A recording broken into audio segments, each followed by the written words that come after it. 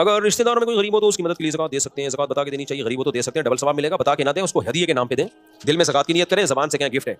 اپنے حق کے لیے لڑنا چاہیے یا نہیں, شریعت کیا حکم دیتی ہے؟ دونوں طرح کی حدیثیں ہیں. کچھ حدیثوں سے ہمیں یہ پتہ چلتا ہے کہ اپنے حق کے لیے لڑنا چاہیے. جیسے حدیث میں آتا ہے من قتل دون مالہ فہو شہید. صحابی نے پوچھا یا رسول اللہ میرا مال چھیننے کوئی آئے تو میں کیا کروں؟ آپ نے فرمایا لڑو. فرمایا وہ بھی لڑ رہا ہے, فرمایا تم بھی لڑو. فرمایا وہ قتل کی کوشش کرتا ہے, فرمایا تم قتل کر دو اس کو, جان بچانے کے لیے قتل کر رہے ہیں نا. تو آپ نے فرمایا تم قتل کر دو گے وہ جہنم میں جائے گا, اس نے پہل کر کے تمہیں مار دیا تم شہید ہو جنت میں جاؤ گے.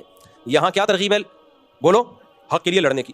دوسری طرف حدیث میں آتا ہے جو حق پر ہونے کے باوجود اپنا حق چھوڑ دے, جھگڑا نہ کرے, اپنے حق سے دستبردار ہو جائے, میں اس کے لیے جنت میں ضمانت لیتا ہوں, جنت کے بیچ میں گھر کی ضمانت لیتا ہوں.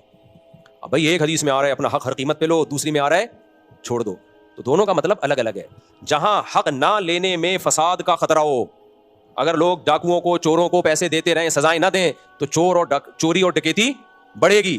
تبھی ہم کہتے ہیں ڈاکو جب کوئی اسنیچنگ موبائل اسنیچنگ کر رہے ہو تو پکڑ کے معاف نہ کرو, اس کو معاف کر دیا وہ کل دوسرے بندے کو مارے گا. بہنیں اگر اپنا حق چھوڑنا شروع کر دیں, بھائیوں سے وراثت نہ لیں تو یہ ظلم اور زیادہ بڑھے گا. تو ہم بہنوں کو کہتے ہیں لو وراثت, تاکہ وراثت بہنوں کو دینے کا رواج سوسائٹی میں بڑھے.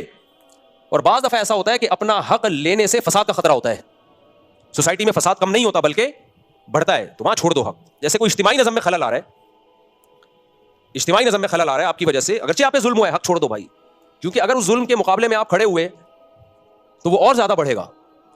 جیسے نبی صلی اللہ علیہ وسلم نے فرمایا ظالم حاکم, اجتماعی نظم ہے نا, حکومت کا ایک نظم ہے, صحیح حدیث ہے یہ, صحیح مسلم کی حدیث کا مفہوم اپنے الفاظ میں بیان کر رہا ہوں میں, کہ ایک ظالم حاکم ہے, حکومت ہے, اسٹیٹ ہے, اب اس کی اطاعت کرنی ہے. بعض دفعہ کیا ہوتا ہے وہ آپ پہ ظلم کر رہا ہوتا ہے, اب آپ نے فوج لے کے اس کے اوپر چڑھائی کر دی, قتل و غارت کا ایسا بازار گرم ہوگا کہ ملک دو ٹکڑوں میں, اور حکومت بھی ایسی کی تیسی ہو جائے گی جو ہوتی رہی ہے ماضی میں. بھائی اجتماعی نظم ہے, فساد ہوگا سوسائٹی میں, اس سے بہتر ہے, نبی نے صحیح حدیث ہے, اپنے الفاظ نہیں ہے, لہٰذا جو بھی اعتراض کرنا ہے پھر سوچ سمجھ کے کرنا. تو صحابی نے پوچھا یا رسول اللہ ظالم حکمران ہم پہ مسلط ہوں تو ہم کیا کریں؟ آپ نے فرمایا اطاعت کرو, یعنی جائز چیزوں میں, ناجائز میں نہیں, اطاعت کرو. یا رسول اللہ اگر وہ ہم پہ ظلم کرے, فرمایا وَإِن ضَرَبُوا ظَهْرَكَ, تمہاری پشت پہ کوڑے بھی مارے تو تم نے صبر کے علاوہ کچھ بھی نہیں. حق بات کہنی ضرور ہے. تو یا رسول اللہ وہ فاسق فاجر ہو, فرمایا اس کو اللہ پہ چھوڑ دو, اس سے اللہ انتقام لے گا. اس سے کون انتقام لے گا؟ اللہ.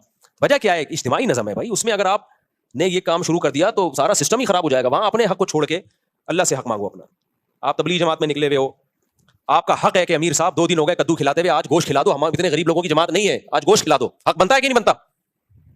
آج ہمیں نہاری کھلا دو, امیر کا آرڈر نہیں, کدو ہی کھانا ہے آپ نے. ظلم ہے بھائی, ہے جو پیسے بھی گوشت کے ہیں تو کدو کیوں کھلا رہے ہو؟ لیکن وہاں پھڈا کرو گے آپ کے, نہیں جی مجھے گوشت چاہیے, مجھے انڈے چاہیے, سارا نظم خراب ہوگا, جھگڑا ہوگا, گشت وشت گیا, غیبتیں شروع ہو جائیں گی, یار یہ کیسا امیر ہے. تو وہاں کیا کرنا ہے؟ اللہ کے لیے کیا کھا لو بھائی, کدو کھا لو آج, اور کل بھی امید رکھو کیا ملیں گے؟ کدو ملیں. یہاں اجتماعی نظم